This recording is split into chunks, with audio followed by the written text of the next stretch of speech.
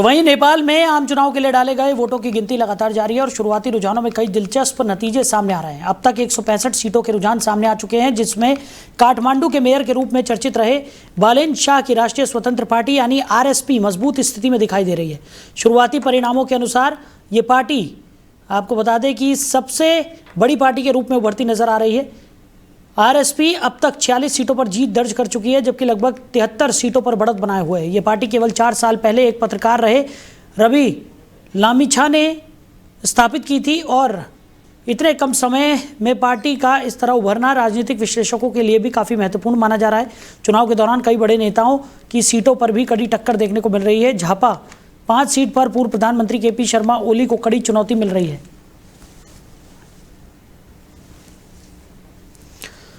तो इसी खबर पर ज़्यादा चर्चा के लिए हमारे मैनेजिंग एडिटर रमेश ठाकुर जी हमारे साथ जुड़ गए। रमेश जी, आरएसपी को बढ़त मिलती हुई यहाँ पर नज़र आ रही है और सबसे बड़ी पार्टी बनकर आरएसपी उभरती हुई दिखाई पड़ रही है। राष्ट्रीय स्वतंत्र पार्टी को लगभग 54.8% वोट अब तक मिल चुके हैं और मतगणना अभी भी जारी है। कैसे देख रहे हैं? नहीं, ये मुझे लगता है कि नेपाल के संसदीय इतिहास में चमत्कार कहा जाएगा। ये चमत्कार न सिर्फ उनके संसदीय इतिहास के लिए कहा जाएगा, बल्कि खुद आरएसपी के लिए कहा जाएगा कि उस पार्टी जो तकरीबन लगभग 35-36 महीने पुरानी है, ज्यादा उनका लंबा कार्यकाल भी नहीं है, और बालेंद्र शाह भी इससे पहले मेयर भी रह चुके हैं और उन्होंने एक इंडिपेंडेंट चुनाव भी लड़ा था। उनके पास भी इतना ज्यादा लंबा कोई अनुभव था नहीं, लेकिन जैन जी का जो विद्रोह हुआ, उस विद्रोह ने इस पार्टी को बड़ा बना दिया, शाह को बड़ा बना दिया। तो मुझे लग रहा वहां से इन्होंने एक राजनीतिक तौर पे अपनी लकीर खींच दी थी। अब साहिल जी, आपको पता है राजनीतिक भी आज की डेट में क्रिकेट की तरह बाई चांस हो गई है। सिक्का अगर चल गया तो चल गया, नहीं तो आप कितनी भी मेहनत कर लो। हम अगर भारत के परिवेश में अगर अब देखें, जब चुनाव होते हैं प्रोफेसर भी खड़े होते हैं, इंटेलेक्चुअल बंदे भी खड़े होते हैं, बहुत सारे ऐसे खड़े होते हैं, और जब रिजल्ट आता तब हम उनका हाल देखते हैं कि औंधे मुंह गिर जाते हैं, कोई जीत नहीं पाता है। लेकिन हाँ, जिसका सिक्का चलता है, ताजा उदाहरण 12-13 साल पहले का अपना आम आदमी पार्टी जो भारत में बनी है केजरीवाल जी के नेतृत्व में, उन्होंने क्या करा था? किसी ने सोचा तक नहीं था कि पार्टी इतनी बड़ी उभर जाएगी, दिल्ली पे कब्जा कर लेगी, पंजाब पे कब्जा कर लेगी। राजनीति में मौका चाहिए होता है, वो मौका मुझे लग रहा है बालेंद्र शाह को मिल गया है। अब यहाँ से एक नए तरीके की समीक्षा शुरू की जाएगी नेपाल में। जो माओवादी, जिसको आतंकवादी कभी कहा जाता था, प्रचंड की पार्टी, उस बैल प्रचंड, जब उनको मान्यता मिली, माओवादी से हटा के उनको सामाजिक संगठन, उनकी भी पार्टी जीत के आई थी, तब भी ऐसा नहीं हुआ था। हालांकि उनकी पार्टी ने जब पहला चुनाव लड़ा था कोई ऐसा दमखम नहीं दिखा पाए थे। दूसरे बार जब उन्होंने लड़ा तो उनको भी बहुत अच्छी सफलता मिली थी, लेकिन इतनी सफलता नहीं मिल पाई थी। इससे पहले आप देखो, कोइराला साहब जब लड़ा करते थे, कांग्रेस लड़ती थी, और जितनी भी पार्टियां अब तक लड़ती रही हैं, इतनी सफलता नहीं मिल पाई थी जितनी इस नए युवा 35-40 साल के उन्होंने कर दिखाया है। अब यहाँ से एक चैप्टर शुरू होगा कि ये आगे कैसे लेके जाएंगे अपने आप को। ये तो तय है कि जब फाइनल रिजल्ट आ जाएगा, इनकी पार्टी जीतेगी और हुकूमत भी बनाएगी, और उसमें प्रधानमंत्री भी ये बनेंगे और पूरी हुकूमत इनके हाथ में रहेगी।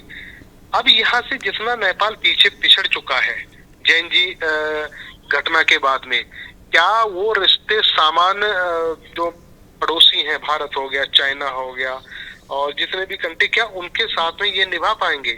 क्योंकि शुरुआती दौर में अगर देखा जाए तो बालेंद्र शाह की सोच भारतीय के प्रति ज्यादा अच्छी नहीं रही है।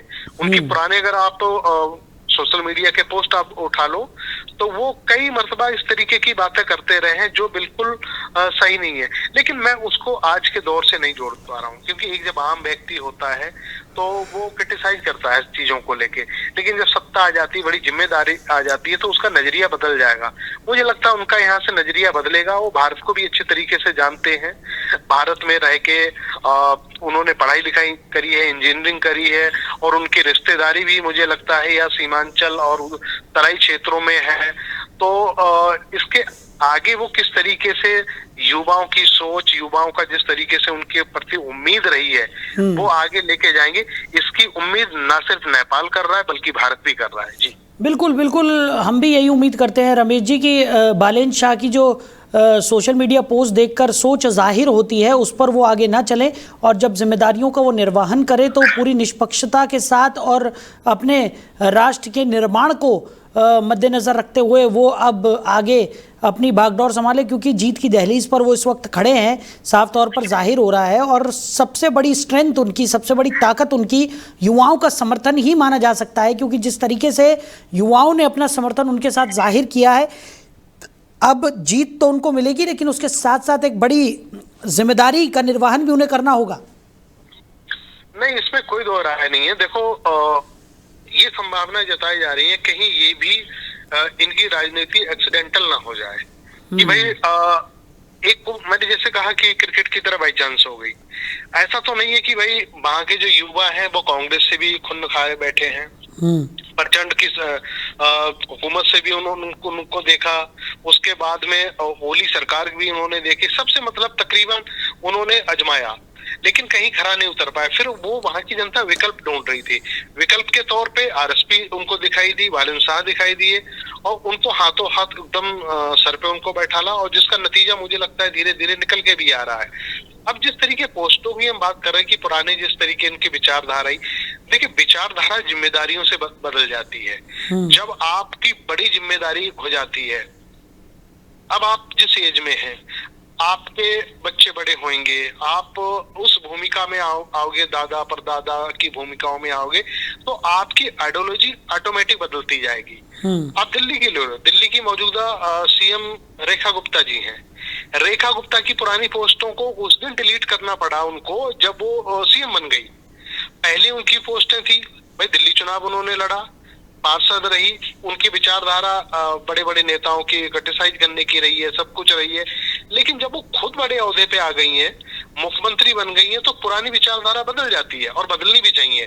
तो ऐसा ही मैं देखता हूँ। मैं इस अपने नजरिए से अगर मैं देखूं तो इन पोस्टों को मैं ज्यादा गंभीरता इसलिए नहीं दूंगा क्योंकि अब उनके पास एक पहाड़ी देश की हुकूमत रहेगी, हिमालय देश है, और उनकी आबो हवा है, बखूबी उनकी संस्कृति भारत से जुड़ती है, मिलती है, क्योंकि बोली भाषा, रहन सहन, खाना पीना, जिस तरीके से वो हम लोगों से बिल्कुल मेल खाता है।